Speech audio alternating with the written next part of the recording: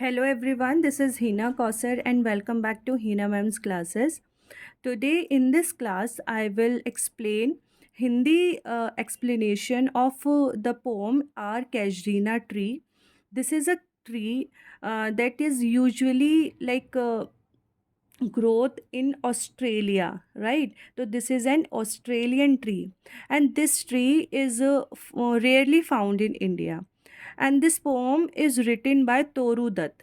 है ना? Toru Dutt is was a very famous poetess in India, British India, and she wrote most of the poem in English and French. So let's read about Toru Dutt first, then I will explain this poem. So guys, this is brief description about Toru Dutt. This is a picture. So Toru Dutt belongs to British India when our country was not free that time. So she belongs to that era. So Toru Dutt, who was born in 1856 and 1877, died in 1877, was a British Indian poet who wrote in English and French. She mostly wrote most of the poems in English and French because she was having a good knowledge of French also. So in this poem she reminisces, यानी कि reminding, इसका मतलब कह रहा है reminding, याद कर रही है. She was reminding about her happy childhood days, यानी कि अपने बचपन के जो उनके बड़े अच्छे खुशनुमा दिन थे बचपन के, उसको याद कर रही हैं through her memories of the tree. यानी कि उस ट्री को याद करके, जैसे कि हर किसी की अपनी अपनी मेमोरी होती है. मेरी भी कुछ मेमोरीज़ हैं, आपकी भी कुछ मेमोरीज़ होंगी बचपन की.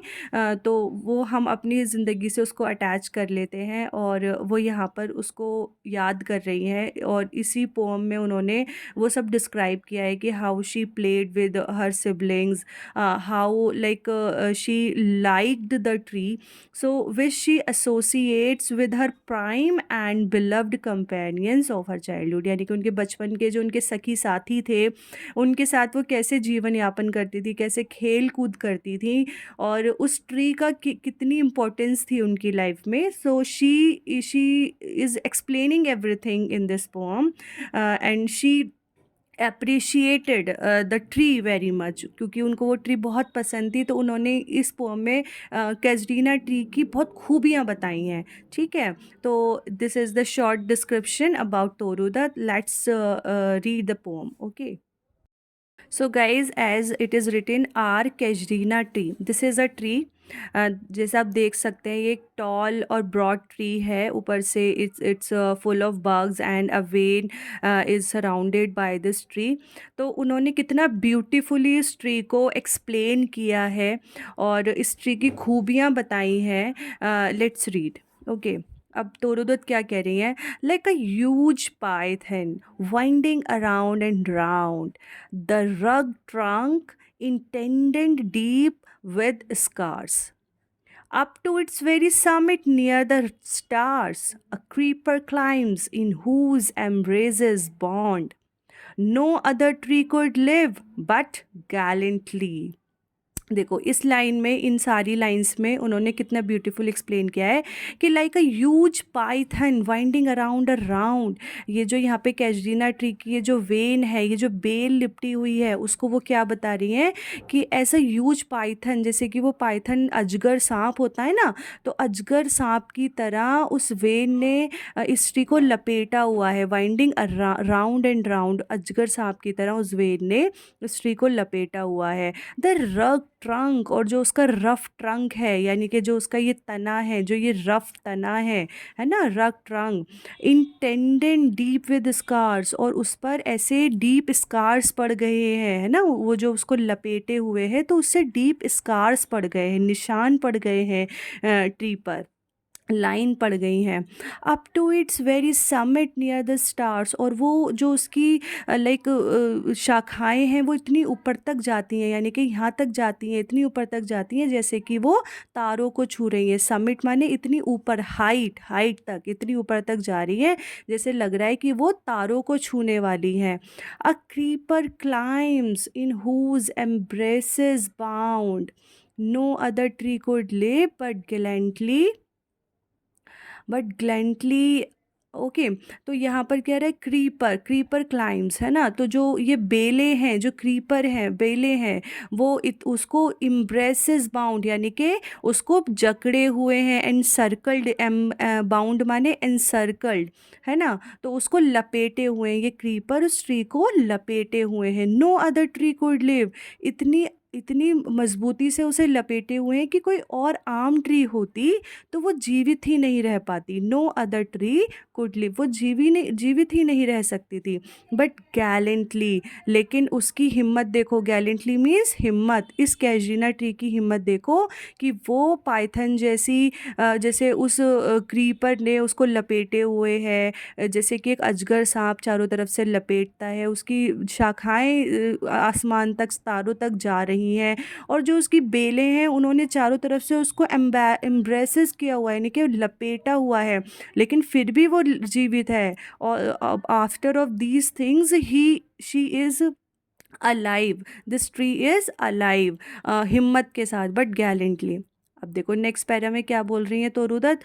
The giant wears the scarf and flowers are hung in crimson cluster all the bugs among, whereon all day are gathered bird and bee, and oft at nights the garden overflows with one sweet song that seems to have no close, sung darkling from our tree while men repose.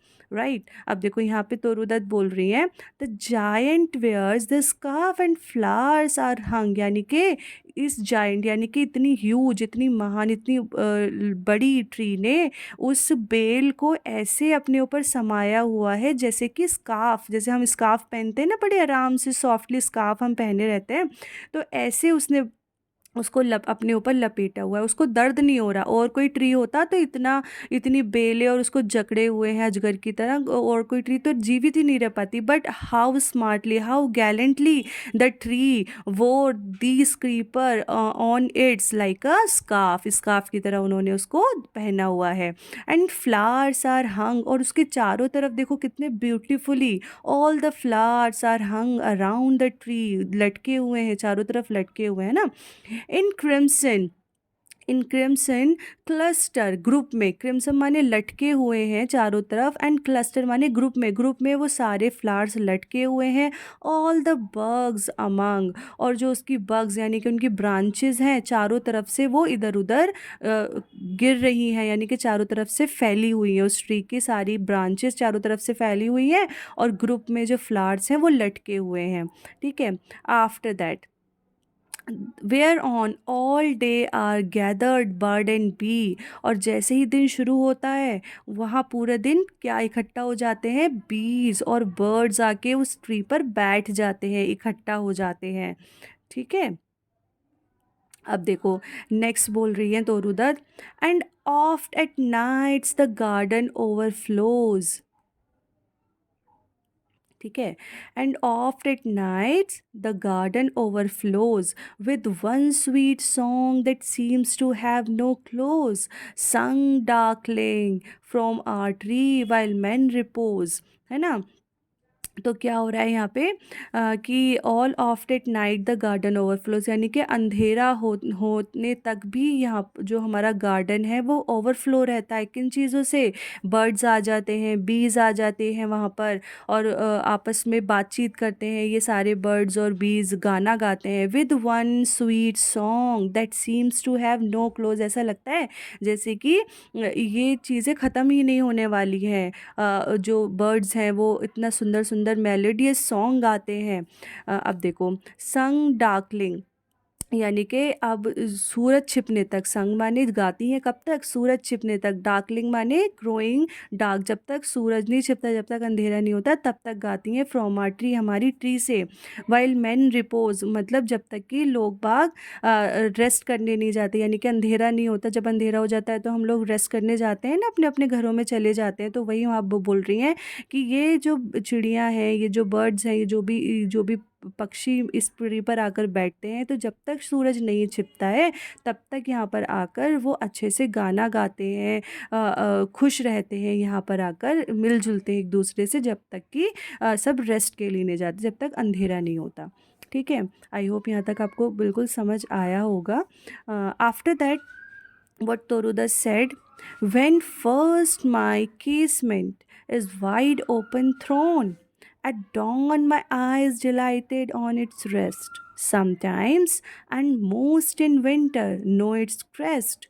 A grey baboon side statue like alone, watching the sunrise, while on lower bugs his puny offspring leap about and play, and far and near कोकिलाज hail the day.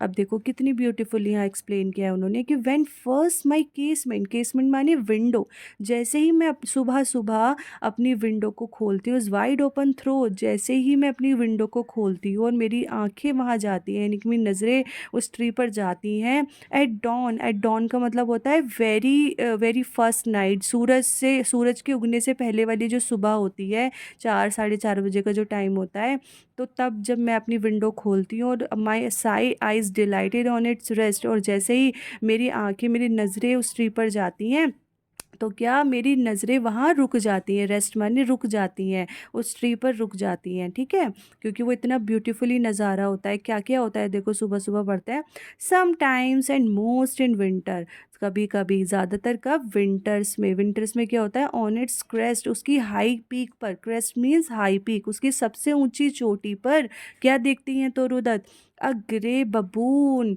Seats स्ट्रेचू like alone, और एक सुबह सुबह जो सर्दी वाली सुबह होती है, तब वहाँ पर एक बबून यानी कि एक लंगूर आकर बैठ जाता है, एक स्टैचू की तरह अकेला बैठ जाता है वहाँ पे सबसे ऊंची चोटी पर, वॉचिंग द सनराइज, और वो क्या देख रहा है वहाँ से, सनराइज होता हुआ देख रहा है ना, सूरज उगता हुआ देख रहा है, वाइल ऑन लोअर बग्स, और उसकी जो जो छोटी छोटी ब्रांचेस होती हैं, एक तो सबसे ऊंची ब्रांच यानी कि सबसे ऊंची चोटी पर बबून आके बैठता है और वो वहाँ से सूरज को उगते हुए देख रहा है, और जबकि जो उसकी छोटी छोटी ब्रांचेस होती हैं, दूसरी ब्रांचेस होती हैं, उस पर क्या हो रहा है देखो, हिज पानी, उसकी जो छोटी ब्रांचेस होती है, puny offspring leap about and play, और जो उसके जो छोटे छोटे बच्चे हैं, है ना, बबून के जो बच्चे हैं वहाँ पे, वो क्या कर रहे हैं, वो खेल रहे हैं नीचे छोटी ब्रांचेस पर, उसके बबून के बच्चे खेल रहे हैं, और जो बड़ा बबून है, मेल बबून है, वो ट्री की सबसे ऊंची चोटी पर जाके बैठ के सनराइज देख रहा है, and far and near kokilas hail the day, hail माने यहाँ पे होता है वेलकम करना, है ना, हेल मीन्स होता है वेलकम करना, तो वो बोल रही कहीं दूर वहाँ पर एक क्या है, एक कोकिला बैठी हुई है, कोकिला है ना, कोयल बैठी हुई है, और वो उस दिन का स्वागत कर रही है, दिन को स्वागत कर रही है वो, है ना। तो this is all about till here, let's read another, okay. So class, this is the first part of Kejrina tree. I did my efforts to explain you very well. I hope you like this and wait for next part. In part 2, I will explain rest of the lines. If you like this video, subscribe my channel. Thank you so much.